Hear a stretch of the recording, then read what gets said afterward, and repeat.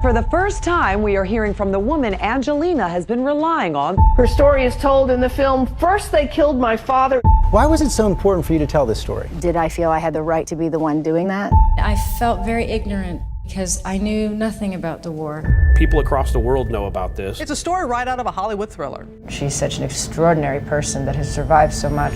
But the movie doesn't show her full story.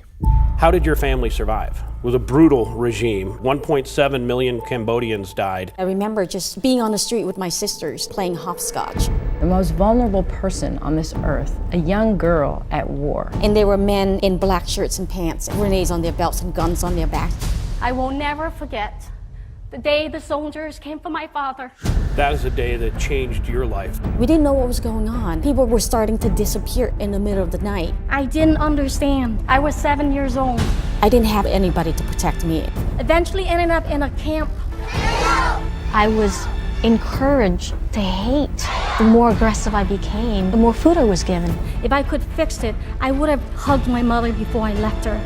How did you survive when you were barely 8 years old? A couple months after the soldiers had taken my father away, my mother gathered all my siblings around. There were 4 of us at this time. With all of us sitting in a circle waiting for her, Ma nervously walks around the hut outside to make sure no one can hear us.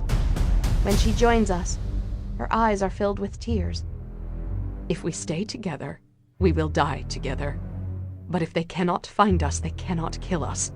You 3 have to leave and go far away. Walk until you come to a work camp. Tell them you are orphans and they will take you in.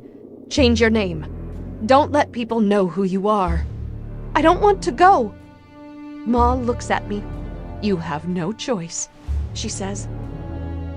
Remember, don't come back. She turns me around by the shoulders, pushing me away. After a few steps, I turn around and see that Ma has already gone back into the hut. I thought she didn't love me. I thought she didn't want me. I felt abandoned by her.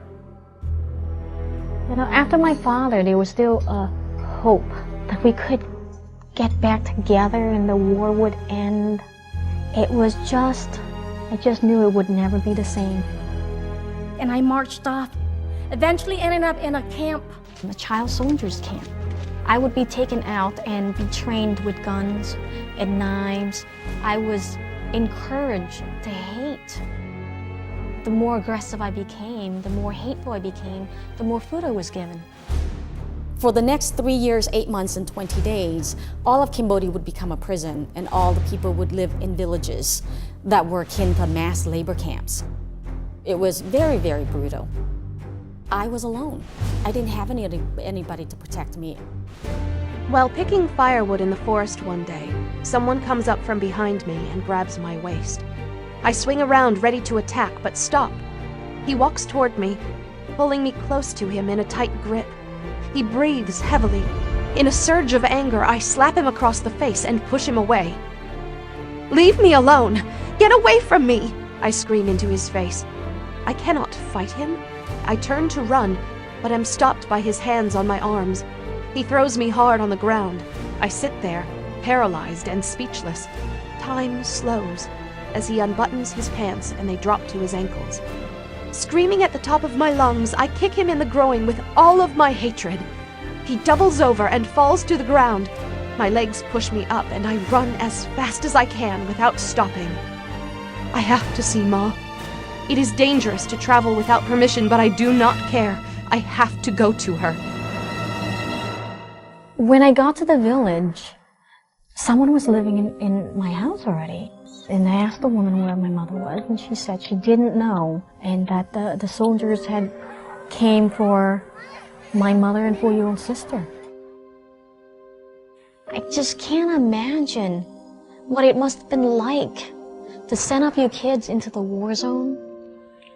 You know that you had to do it because the chances of them being with you was more danger than of sending them out into the war zone. And that was her way of saving our lives. So I ran to the road and I headed for my sister's camp's direction. And then there was my brothers and sister came in too. And then we were reunited, just as if somebody was guiding us together. At 10, you finally escape. Yes. There were two ways out of Cambodia then. You either walk the land between Cambodia and Thailand, where we knew it was littered with these tiny little weapon system called landmines. Once in the ground, stay active for decades. My brother thought it was too dangerous of a route, and so he opted for the safer route.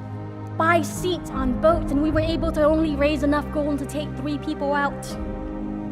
And so we left. Arriving at the refugee camps in Thailand, after 6 months of staying there, we were told we had been selected to go to this new place called America. With this trip, I could remake myself. I could have a better future. I could find safety. I could build a better life.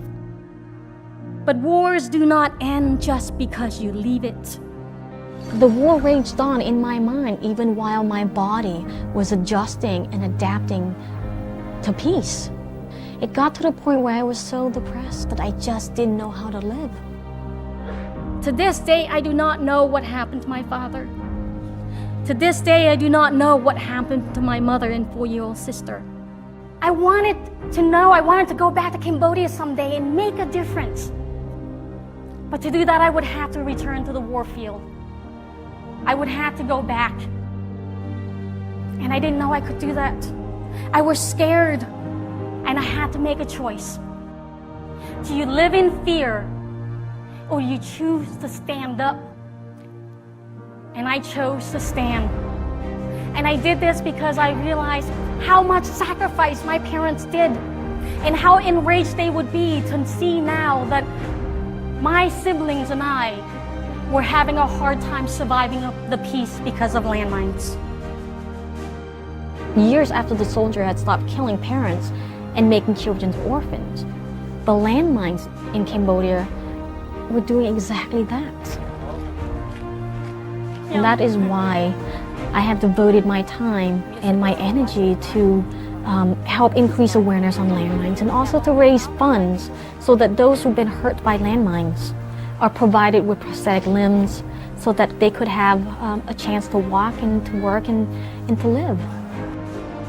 Loung has emerged to become a celebrated author and an internationally renowned human rights activist, who now shares her story with captivated audiences around the world.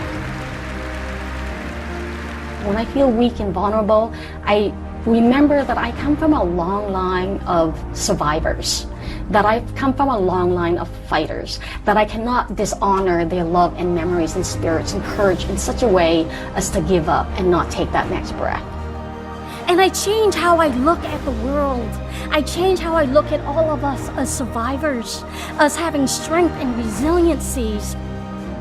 I change my story from that of being fragmented to one where I could see the wholeness of not just my experience, but my mother's, my father's, where you realize that this is not about you, that we are not alone in our journey to heal, because we are here, and that is victory.